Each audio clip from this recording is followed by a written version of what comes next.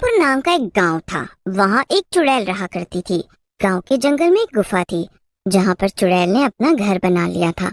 वो अक्सर लंबी नींद सो जाया करती थी और महीने में सिर्फ 4-5 दिन के लिए ही गुफा से निकलती थी शिकार के लिए। एक दिन चुड़ैल पूरे 2 हफ्ते बाद नींद से सोकर उठती है। आहा, इस बार तो बड़ी अच्छी नींद आई। चलो अब जरा गांव में घूम लिया जाए। चलकर देखे तो कि आखिर क्या चल रहा है बाहर। चुड़ैल गांव में टहलने के लिए निकल जाती है। टहलते टहलते वो देखती है कि गांव में काफी सन्नाटा फैला हुआ था, जैसे मानो वहाँ कोई हो ही ना। अरे रे, ये क्या हो रहा है? यहाँ पर तो कोई दिख ही नहीं रहा। आखिर सब कहाँ हैं?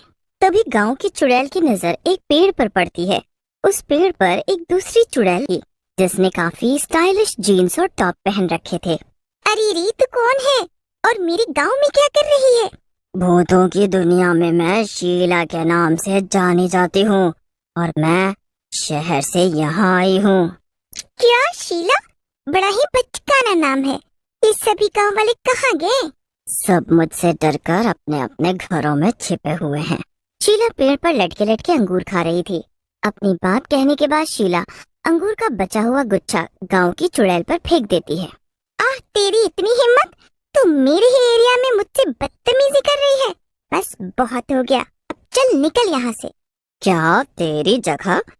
पर मैं तो पिछले 1 हफ्ते से भटक भटक कर यहाँ के लोगों को खा रही हूँ, तब तो नहीं दिखी तू मुझे। अरे तो क्या हुआ? मैं तो बस अपनी गुफा में सो रही थी। तो क्या कोई भी आकर मेरी जगह ले लेगा? देखो, ये सब मुझे नहीं पता। अब तो मैं यहीं रहूंगी। हाँ, मगर यहाँ पे कुछ दिक्कतें हैं। यहाँ के घरों में तो एसी भी नहीं है। मुझे तो बहुत गर्मी लगती है। ओफो, और यहाँ तो मच्छर भी बहुत हैं। गांव की चुड़ैल को ये सब सुनकर बड़ा गुस्सा आता है। उसे लगता है जैसे उसकी जगह कोई और ले रहा है। वो मन में सोचती है, नहीं, अगर ऐसा ही चलता रहा तो इस शहर से आई चुड़ैल की वजह से मुझे अपना गांव छोड़ना पड़ेगा। नहीं तो मुझे कुछ करना ही पड़ेगा। गांव की चुड़ैल शीला से कहती है, सुन, अगर तू अभी के अभी यहाँ से नहीं निकली तो मैं तुझे मार डालूंगी। हा हा हा हा, तू और मुझे मारेगी? पर वो कैसे? मुझे तो तू काफी कमजोर लगती है और मैं एक देहाती चुड़ैल से नहीं हार सकती। ये मेरी इज्जत का सवाल है। वापस शहर जाऊंगी तो बाकी भूत चुड़ैलों को क्या मुंह दिखाऊंगी। तो ठीक है, चल फिर हो जाए एक मुकाबला। जो जीता वही इस गांव में रहेगा, यहाँ के लोगों को अपना शिकार बनाएगा, और जो हारेगा वो दुम दबाकर वापस भागेगा, और वो भी बिना कोई नाटक किए। ठीक है, मंजूर है।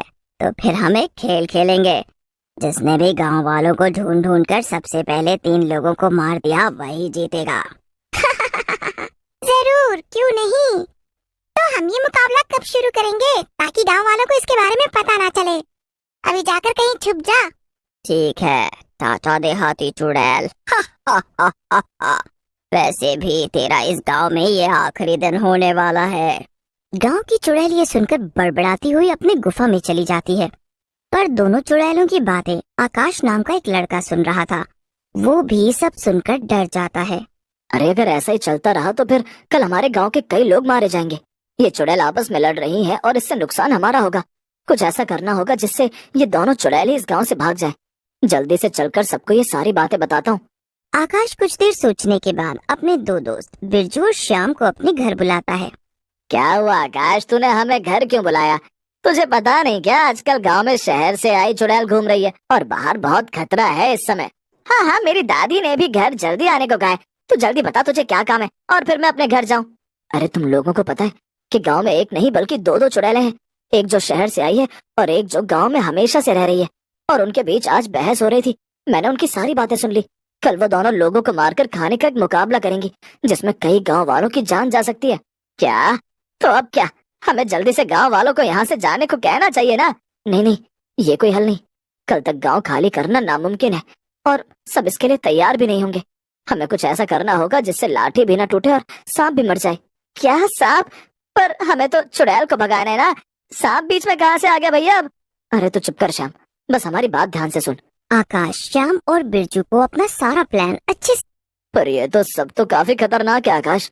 बस एक गलती और हमारी जान भी जा सकती है। नहीं नहीं, मुझे तो सोचकर ही डर लग रहा है। चुप हो जा बिरजू, और जैसा जैसा आकाश कहता है वैसा वैसा कर। हाँ तो बिरजू और श्याम, पूरा गांव हमें नकारा और बेवकूफ समझता है। उन्हें हमसे कोई भी उम्मीद नहीं है। उन्हें लगता है हम लोग धरती पर बोझ हैं। अब सिर्फ ये दोनों चुड़ैल ही हमारी आखिरी उम्मीद है। इनकी मदद से हम पूरे गांव में मशहूर हो सकते हैं और उन्हें ये यकीन दिला सकते हैं कि हम बेवकूफ नहीं बल्कि समझदार हैं। वाह आकाश, क्या बात बोली तूने। मैं तेरा साथ जरूर दूंगा, भले इस सब में मेरी जान ही क्यों ना चली जाए। ठीक है, फिर मैं भी तुम दोनों का साथ दूंगा।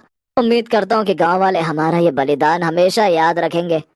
अगले दिन प्लान के मुताबिक आकाश बिरजू और श्याम के साथ मिलकर सुबह जल्दी ही उठकर सभी घरों के बाहर से ताले लगा देता है, जिससे सब लोग अपने अपने घरों के अंदर कैद हो जाते हैं। सभी लोग अपने अपने घरों के अंदर से चिल्लाते हैं, अरे निकम्मो, ये क्या नाटक कर रहे हो सुबह सुबह? हम सबको अंदर कैद क्यों कर दिया है? मार मांग रहे हो क्या? अरे चाचा जी, आपको नहीं पता, हम तो आपकी जान बचा रहे हैं। चलो, एक काम तो हो गया। अब कोई भी गांव वाला अपने घर से बाहर नहीं निकल पाएगा। इससे इन सबकी जान सुरक्षित है।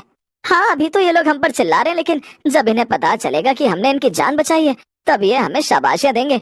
चलो अब हम भी छुप जाते हैं, वो दोनों चुड़ैल आती ही होंगी। फिर बिरजू, श्याम और आकाश तीनों एक पुराने घर में छुपकर चुड़ैलों के आने का इंतजार करने लगते हैं। थोड़ी देर में शहर की चुड़ैल शिकार के लिए निकलती है। शहर की चुड़ैल गांव भर में लोगों को ढूंढती है, पर उसे कोई भी नजर नहीं आता। जल्दी जल्दी से मैं जाकर 3 लोगों को मार के खाती हूँ, लेकिन अभी वो गंवार चुड़ैल तो सो रही होगी।